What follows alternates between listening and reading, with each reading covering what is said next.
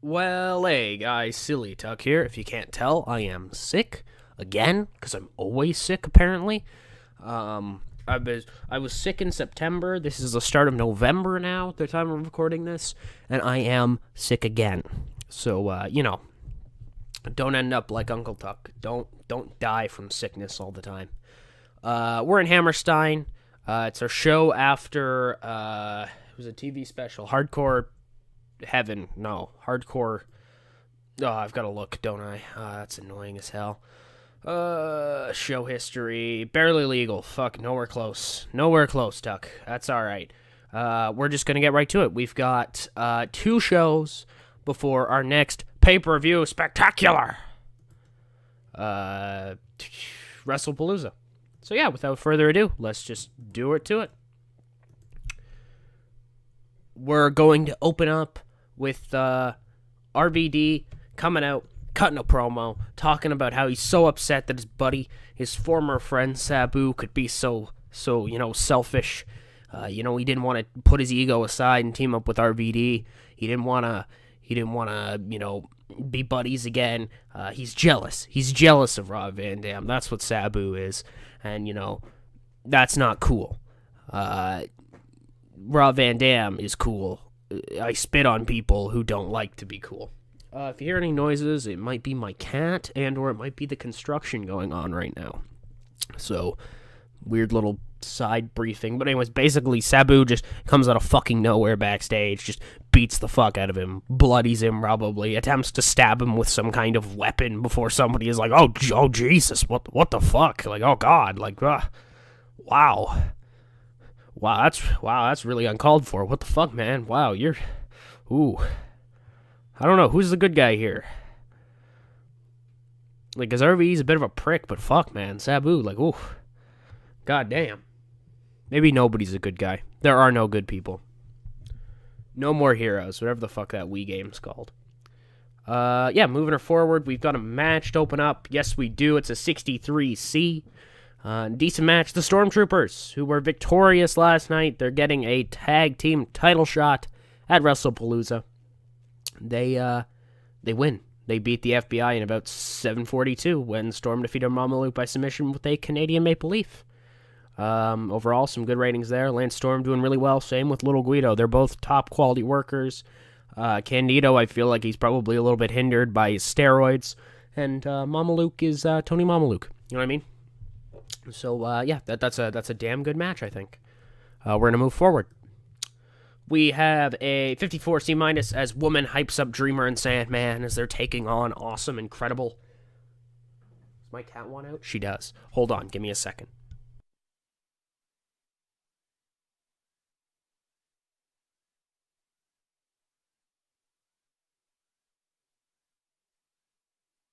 I also use that as an opportunity to cough, because we're ultra professional here. Anyways, yeah, she hypes up the fact that Dreamer and Sandman, you know what I mean, they're gonna fight, they're gonna win.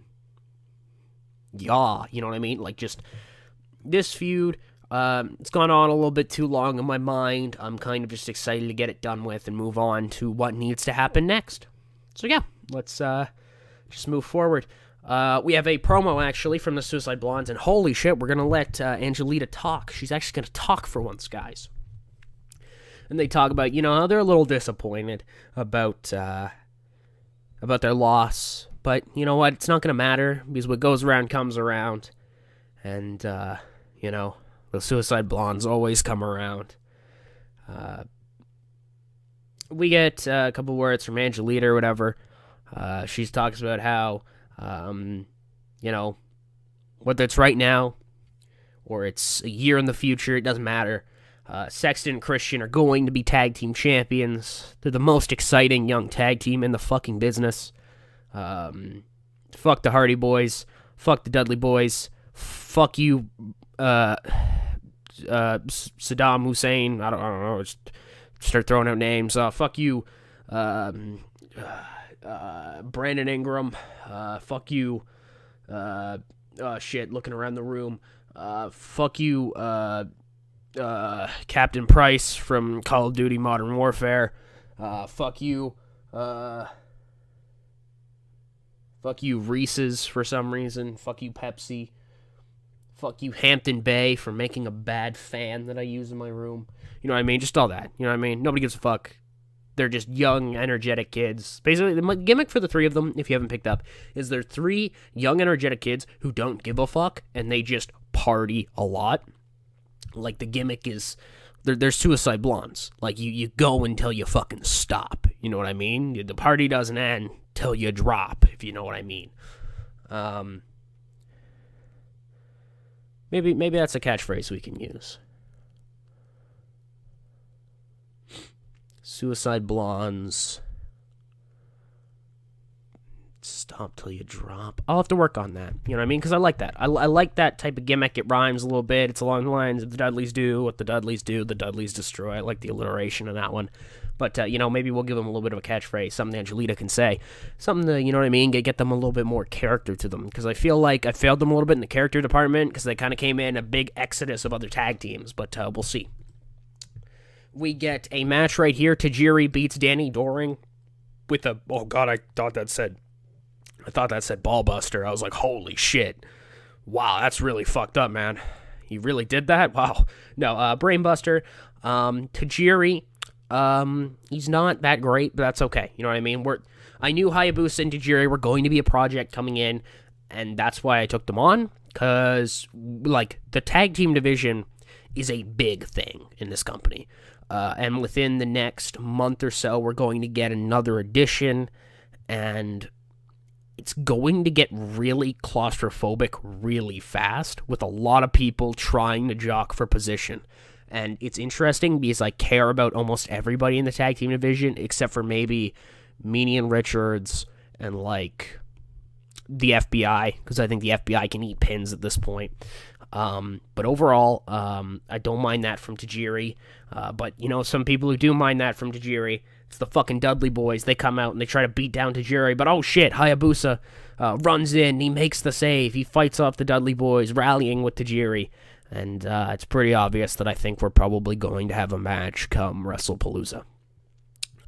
Something that I wanted to quickly talk about is moving from the single hour to an hour and a half. We're probably going to do that. I said in the last episode, Jericho is coming, almost certainly. The Fed haven't offered him anything, and it's about a week later, so I'm pretty certain he's coming. With the expansion of the tag team ranks and just the mass exodus of people we're about to bring in, I think we need to start to move up, even though we're not quite at Cult yet, even though I promised we do it at Cult.